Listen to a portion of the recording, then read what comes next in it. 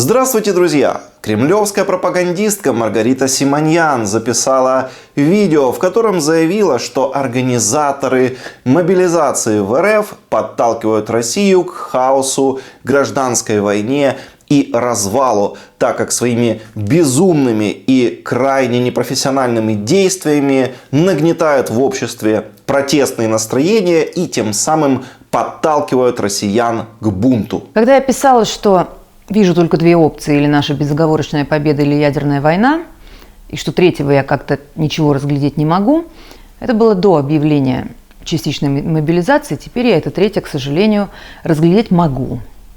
Это третье – гражданское противостояние внутри нашего общества, которое мы проходили уже не раз. Знаете, мне нравится этот прогноз. Как видим, даже самые преданные фанаты Кремля стали уже что-то подозревать и фактически открыто говорят о том, что Кремль толкает Россию к катастрофе. Да, напрямую имя Путина они называть не могут, иначе им просто перестанут платить их огромные непомерные зарплаты. Поэтому они критикуют власть не прямо, а как бы косвенно. Мол, это, конечно, там не Путин виноват, а какой-то военком, да, или мелкий чиновник в кабинете, который вот так безалаберно проводит эту мобилизацию, так плохо работает, что подталкивает страну к бунту. Ну, в общем-то, классика.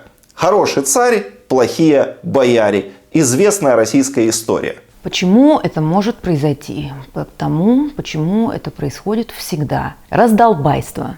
Вот раздолбайство приводит к таким вещам. Вот люди, которые... Я хочу донести это до людей, которые это делают, которые занимаются этим дуболомством.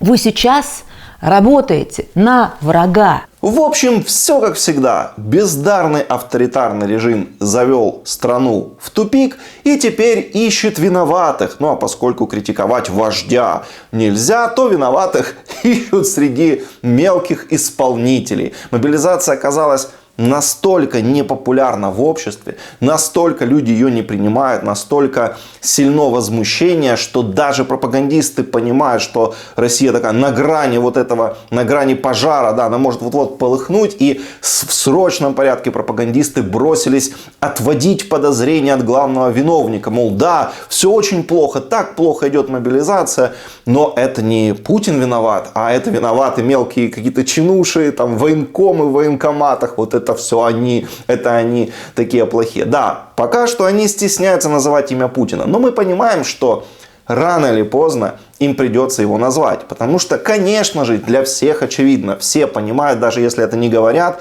что ответственность за все, что происходит, за весь этот хаос, бардак, за грядущий развал несет именно руководитель государства.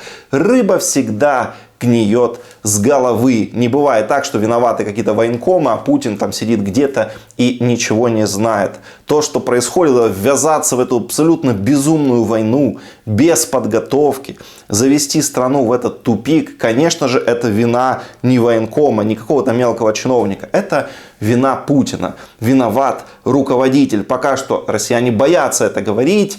Это такая идея, которая витает в воздухе, но не озвучивается. Но очень скоро начнутся первые возгласы, что король голый. Помните, как в известной сказке. Ну а дальше уже, в принципе, все россияне начнут говорить открыто то, что думают. Да, за все, что происходит, за весь этот капец, за то, что Россия постепенно сползает в пропасть, несет ответственность, безусловно, Путин и его окружение.